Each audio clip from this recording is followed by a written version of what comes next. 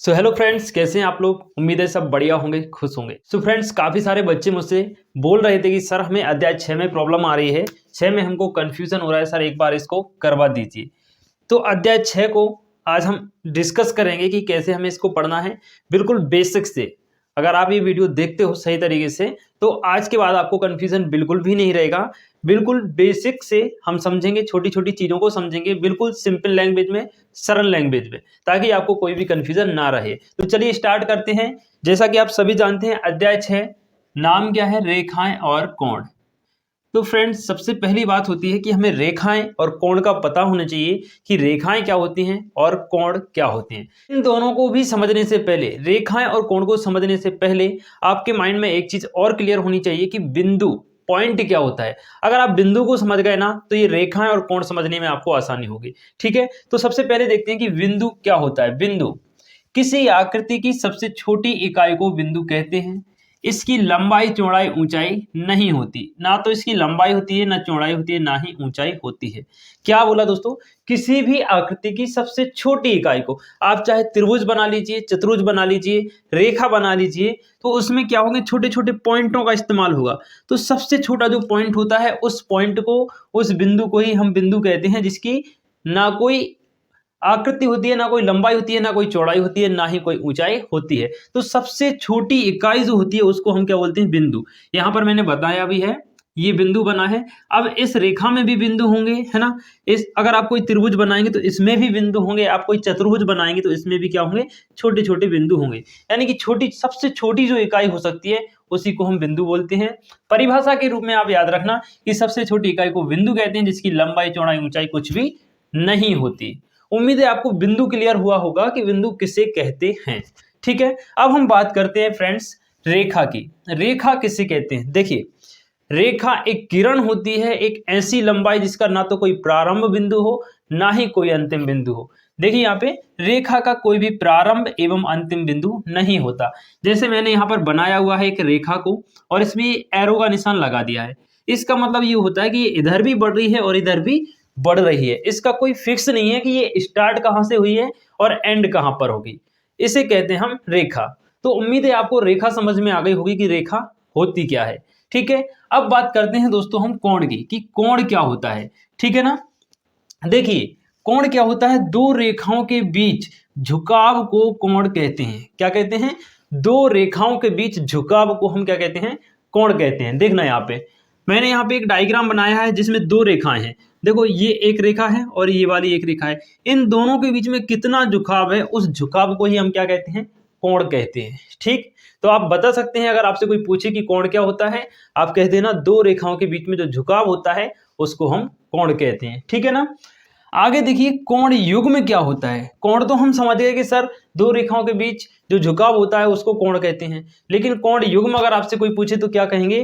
कि दो कोणों का जो जोड़ा होता है, यदि किन्हीं दो रेखाओं के बीच में या तीन रेखाओं के बीच में जो कोण बनते हैं, जो कोणों का जोड़ा होता है, यहाँ पर देखिए दो कोण बन रहे हैं, इसको हम मान लेते हैं θ1 और इसको मान लेते हैं θ2। तो इन दोनों कोणों को मिलाकर हम बोलते हैं कोण युग्म। दोनों कोणों का जो जोड़ा होता है, जो युग्म होता है, उसी को क्या बोलते हैं? कोण युग्म बोलते हैं। ठीक है, अब यहीं पे आ जाता है दोस्तों आपका रैखिक युग्म। रैखिक युग्म, रैखिक युग्म क्या होता है? जब दो कोणों का योग दोस्तों 180 हो जाए। ये इसी चित्र में आप देख लीजिए, इस कोण का और इस कोण का योग अगर कितना हो जाए? 180 डिग्री हो जाए। दोनों कोणों को जोड़ने पर 180 डिग्री मिल जाए, तो उस रैखिक, उस कोण युग्म को हम क्या कहेंगे? रैखिक युग्म कहेंगे। ठीक है, तो उम्मीद है यहां तक आपको सारी बातें क्लियर हो गई होंगी। एक और पॉइंट आपको समझना है, आसन्न कोण। ये बहुत इंपॉर्टेंट पॉइंट है दोस्तों, आसन्न कोण, है ना। अब देखिए, आसन्न कोण क्या होता है? ऐसे दो कोण जिनका एक उभयनिष्ठ बिंदु हो, एक उभयनिष्ठ भुजा हो, एवं अन्य दो भुजाएं उभयनिष्ठ भुजा के विपरीत हो। समझिए, ध्यान से समझिए, ये वास्तव में होते क्या हैं। देखिए क्या लिखा हमने? ऐसे दो कोण जिनका एक उभयनिष्ठ, उभयनिष्ठ समझते हैं? दोनों में एक ही, दोनों में एक चीज क्या होती है? कॉमन होती है, उसे हम क्या बोलते हैं? उभयनिष्ठ। माने कि ये कोण हमारा ये बन रहा है और एक कोण ये बन रहा है, इसको नाम दिया θ1, इसको नाम दे दिया θ2। इन दोनों का एक उभयनिष्ठ बिंदु है यहाँ पे, तो दोनों कोणों में एक उभयनिष्ठ बिंदु हमें मिल रहा है। दूसरा ही, दोनों जो कोण बन रहे हैं इस वाली रेखा की दोनों तरफ बन रहे हैं, तो मतलब इस θ1 और θ2 में एक उभयनिष्ठ रेखा है ये वाली, ठीक। तो परिभाषा के अनुसार एक उभयनिष्ठ बिंदु भी मिल गया, एक उभयनिष्ठ रेखा भी मिल गई। साथ ही उसने कहा कि अन्य दो भुजाएं उभयनिष्ठ भुजा के विपरीत हो। तो एक भुजा ये हो गई दोस्तों हमारे पास और एक ये वाली भुजा, तो उभयनिष्ठ भुजा के विपरीत और हैं, एक इस तरफ है और एक इस तरफ है। तो ऐसे कोण युग्म को हम कहते हैं आसन्न कोण।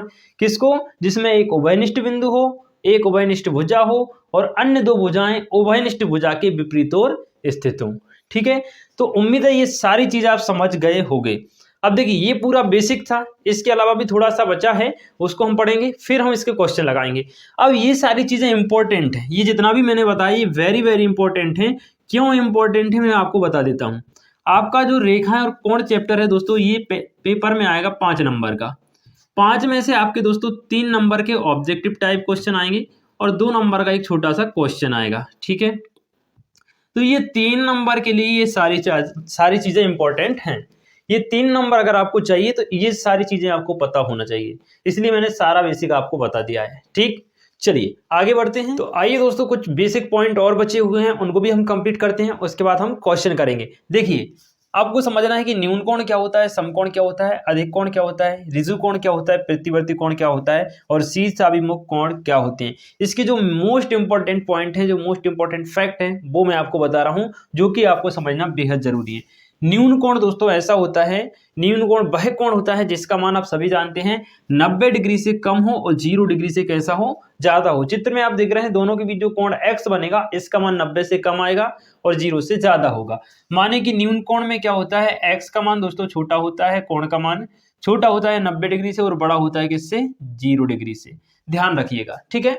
सेम टू सेम ऐसा ही का ऐसा आपसे पूछा जाएगा ऑब्जेक्टिव टाइप के क्वेश्चन में। समकोण, समकोण में दोस्तों जो y दिया है ये कितने के बराबर होगा, 90 डिग्री के बराबर। यहाँ पे जो कोण बनेगा y बराबर कितना आएगा, 90 डिग्री। 90 डिग्री के कोण को अपन क्या बोलते हैं, समकोण कहते हैं। अगला देखिए अधिक कोण। अधिक कोण आप सभी जानते हैं ऐसा कोण जिसका मान 90 से ज्यादा हो लेकिन 180 से कम हो। चित्र में आप देख सकते हैं इन दोनों के बीच जो कोण बनेगा ये 90 से तो ज्यादा होगा लेकिन 180 से कैसा होगा, कम होगा। मतलब जो कोण Z है, Z का मान छोटा होगा 180 से और बड़ा होगा किससे, 90 डिग्री से। ठीक है ना। अगला देखिए ऋजु कोण। दोस्तों 180 डिग्री के कोण को हम बोलते हैं ऋजु कोण, यानी कि सीधी रेखा पे जो कोण बनता है उसको ऋजु कोण बोलते हैं 180 डिग्री। ठीक है, तो ऋजु कोण यानी कि जो आपका थीटा है कितने के बराबर हो जाए, यदि 180 के बराबर हो जाए तो उसे हम बोलेंगे ऋजु कोण। ठीक है ना। अगला देखिए प्रतिवर्ती कोण। प्रतिवर्ती कोण क्या होता है, देखिए ऐसा कोण जिसका मान 180 से ज्यादा हो लेकिन 360 डिग्री से कम हो उसे हम कहते हैं प्रतिवर्ती कोण। यहाँ पे थीटा 1 है तो थीटा 1 का मान कितना आना चाहिए, 360 डिग्री से तो कम होना चाहिए और ज्यादा किससे होना चाहिए, 180 डिग्री से ज्यादा होना चाहिए। इसे हम कहेंगे, सॉरी ये तो शीर्षाभिमुख हो गया, ये प्रतिवर्ती कोण हो गया, है ना। प्रतिवर्ती कोण का मान है, इसको अभी मिटा देते हैं, बाद में समझेंगे। ठीक है, तो प्रतिवर्ती कोण क्या हो गया, 180 डिग्री और 360 डिग्री के बीच में जो कोण बनता है उसे हम बोलते हैं प्रतिवर्ती कोण। ये चीज आपको अच्छे से याद कर लेना है, ठीक है, क्योंकि यही सारी क्वेश्चंस में पूछी जाएंगी। ऑब्जेक्टिव टाइप के जितने भी आपके क्वेश्चन होंगे उन सारे क्वेश्चन में ऐसे ही प्रश्न आपको देखने को मिलेंगे। तो हम देखते हैं कि शीर्षाभिमुख कोण क्या होता है। इसके लिए हम बोर्ड क्लीन करते हैं और समझते हैं कि शीर्षाभिमुख कोण क्या होता है। ठीक है, अब देखते हैं अपन शीर्षाभिमुख कोण क्या होता है। देखिए शीर्षाभिमुख कोण को समझने से पहले आपको प्रतिच्छेदी रेखाएं पता होना चाहिए। प्रतिच्छेदी रेखाएं अपन समझेंगे उससे पहले एक चीज और समझ लीजिए कि समांतर रेखाएं क्या होती हैं। समांतर रेखा मैंने आपको कई बार बताया हुआ है, क्लास में भी बताया है, ऑनलाइन भी बताया है। ऐसी दो रेखाएं जो एक दूसरे से कभी मिलती नहीं है, जिनके बीच की दूरी हमेशा कैसी होती है, बराबर होती है। आप किन्हीं भी दो बिंदुओं के बीच की दूरी माप लीजिए, हमेशा बराबर ही होगी। यहाँ पे मापेंगे यहाँ तक तो बराबर होगी, यहाँ से यहाँ तक बराबर होगी। तो ऐसी रेखाएं जो बराबर दूरी पर होती हैं और कभी आपस में मिलती नहीं है, समांतर रेखाएं कहलाती हैं। प्रतिच्छेदी रेखाएं, प्रतिच्छेदी रेखाएं क्या होती हैं दोस्तों, जो किसी बिंदु पर एक दूसरे को कट करती हैं, प्रतिच्छेद करती हैं, वो कहलाती हैं प्रतिच्छेदी रेखाएं। यहाँ पर आप देख सकते हैं ये इस बिंदु पर क्या कर रही हैं, प्रतिच्छेद कर रही हैं। इस बिंदु का नाम दे दिया O और इस रेखा को L नाम दे दिया, इसको नाम दे दिया M। रेखाएं L और M क्या कर रही हैं, बिंदु O पर एक दूसरे को प्रतिच्छेद कर रही हैं, कट कर रही हैं, इसलिए ये रेखाएं हो गई प्रतिच्छेदी रेखाएं। अब बात आती है शीर्षाभिमुख कोण की। तो इस रेखाओं में, इन रेखाओं में आप देखिए एक कोण यहाँ पर बनेगा जिसके सामने ये बनेगा, एक यहाँ बनेगा और एक यहाँ बनेगा। इस कोण का नाम x दे दिया, इसका y दे दिया, ठीक। इसका नाम दे दिया P दे दिया और सामने वाले कोण का नाम दे दिया हमने Q, ठीक। इस बिंदु को यहाँ पर कर दिया हमने O, ठीक है ना। अब आप देखिएगा, अभी मैं ये लाइन मिटा रहा हूँ ताकि आप कंफ्यूज ना हो, है ना। प्रतिच्छेद बिंदु को अभी हमने छोड़ दिया। अब हमारे सामने चार कोण बन गए, x, y और P और Q। तो आमने सामने के जो कोण होते हैं दोस्तों, जैसे x के सामने कौन सा है y, P के सामने कौन सा है Q, तो x और y आपस में क्या होते हैं, शीर्षाभिमुख कोण होते हैं। और शीर्षाभिमुख कोणों की खास बात होती है, नोट कर लेना कि वो आपस में बराबर होते हैं, ठीक है ना। शीर्षाभिमुख कोण कैसे होते हैं, आपस में बराबर होते हैं। तो यहाँ पर x बराबर हो जाएगा y और P बराबर हो जाएगा Q, ठीक है। ये थे शीर्षाभिमुख कोण। उम्मीद है आपको सारे बेसिक पॉइंट जो अभी अभी मैंने बताए हैं समझ आ गए होंगे। समझ आ गए हो तो मुझे कमेंट जरूर कर दीजिए, यस सर हम समझ गए, है ना, ताकि मुझे भी पता चले कि आपको समझ में आया या नहीं। अब हम स्टार्ट करते हैं प्रश्नावली 6.1 के क्वेश्चन। सो फ्रेंड्स, अब हम कर रहे हैं प्रश्नावली 6.1 का पहला क्वेश्चन। प्रश्नावली 6 का फर्स्ट क्वेश्चन हम कर रहे हैं। क्वेश्चन आपको स्क्रीन पर दिख रहा होगा। क्वेश्चन में दिया है कोण AOC प्लस BOE बराबर 70, कोण BOD का मान 40 डिग्री है और हमें ज्ञात करना है COE, ये चीज हमें निकालना है। इस तरीके का एक चित्र बना हुआ है, आपने देख लिया होगा, नहीं देखा तो बुक निकाल के उसमें देख लीजिए। इस तरीके का चित्र बना हुआ है, कोण AOC प्लस BOE इनका योग दिया हुआ है कितना, 70 डिग्री, ठीक है। उसके बाद कोण BOD का मान कितना दिया है, 40 डिग्री। हमसे पूछा है कि COE, ये जो बीच में कोण बनेगा ये कितने डिग्री का बनेगा, ये हमसे पूछा हुआ है। तो हमें निकालना है, बेहद आसान है, 2 लाइन का क्वेश्चन है, इसमें कुछ भी ज्यादा करने की जरूरत नहीं है। अभी मैंने आपको बताया था रैखिक कोण क्या होता है। तो सीधी रेखा पर दोस्तों जो कोण बनता है उसे हम बोलते हैं रैखिक कोण। कितने डिग्री का बनता है, 180 का, है ना। अगर हम इस पे एक लाइन ऐसी खींच देते हैं तो ये वाला कोण और ये वाला कोण दोनों जोड़ के 180 होंगे। अगर हम इस पे एक और लाइन ऐसी खींच देते हैं तो अब 3 कोण बन गए, एक ये बन गया, एक ये बन गया और एक ये तीसरा बन गया। तीनों कोणों का योग, ये x है, ये y है और ये z है। तो x plus y plus z इन तीनों का मान कितना होना चाहिए, 180 डिग्री होना चाहिए। ये है पूरा का पूरा कॉन्सेप्ट। तो यहाँ पर भी कुछ ऐसा ही हो रहा है। आप इस लाइन को देखिए, इस लाइन पे जो कोण बनेगा ना दोस्तों, ये वाला, ये पूरा कितना होगा, 180 डिग्री होगा कि नहीं होगा, कमेंट करके बताइए। कमेंट करके बताइए 180 होगा कि नहीं होगा, ठीक है ना। अब देखिए आपके पास ये वाला कोण और ये वाला कोण, इन दोनों का योग 70 दिया हुआ है और हमें बीच वाला कोण निकालना है। तो बेहद आसान है, देखिए कैसे करेंगे हम। चूंकि अब इन तीनों कोणों का योग किस किस का, कोण AOC प्लस कोण COE प्लस कोण BOD बराबर 180 हम लिख देंगे। काय से हुआ, रैखिक कोण। रैखिक कोण बोल सकते हैं, रैखिक कोण युग्म बोल सकते हैं इसको, रैखिक कोण युग्म। माने कि कोणों का ऐसा युग्म जिसके सभी कोणों का योग 180 डिग्री हो, रैखिक कोण युग्म कहलाता है। तो इन तीनों कोणों का योग कितना आ रहा है, 180। यहां से अपन क्या करेंगे, कोण AOC को यहीं रखेंगे, इस BOE को इसके पास में ले आएंगे, कोण BOD को सॉरी, प्लस कोण COE बराबर 180। इसको हमने इधर रख दिया, इसको पहले लिख लिया, ठीक है। अब इन दोनों का मान हमें कितना दिया है, 70 दिया हुआ है, तो हमने लिखा 70 प्लस कोण COE बराबर 180 डिग्री, ठीक है।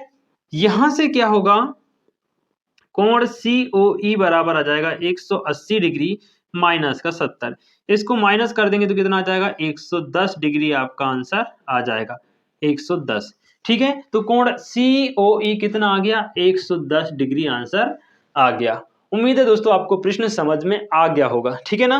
तो ये काफी आसान सा प्रश्न था, फर्स्ट क्वेश्चन हमारा यहाँ पे कंप्लीट होता है। सो मुझे उम्मीद है दोस्तों आपको ये प्रश्न अच्छे से समझ में आ गया होगा। कहीं भी कोई भी डाउट लगे आप मुझे कमेंट करके जरूर बताइए, आपको प्रश्न समझ में आया या नहीं ये भी मुझे कमेंट करके जरूर बताइए। तो दोस्तों आज की इस वीडियो में हमने कंप्लीट कर लिया है चैप्टर 6 का पूरा बेसिक कंसेप्ट, रेखाएं, कोण, न्यून कोण, अधिक कोण, ऋजु कोण, प्रतिवर्ती कोण, है ना, प्रतिच्छेदी रेखाएं, समांतर रेखाएं, इसके अलावा बिंदु, रेखा, कोण, कोण युग्म, आसन्न कोण, ये काफी सारी चीजें मैंने आपको बिल्कुल सरल तरीके से बता दी हैं। उम्मीद है सब कुछ आपको समझ में आ गया होगा। तो आज की इस वीडियो में इतना ही। नेक्स्ट वीडियो में दोस्तों हम इसके आगे के क्वेश्चन लेके आएंगे आपके लिए। तब तक के लिए खुश रहिए, मस्त रहिए, जय हिंद।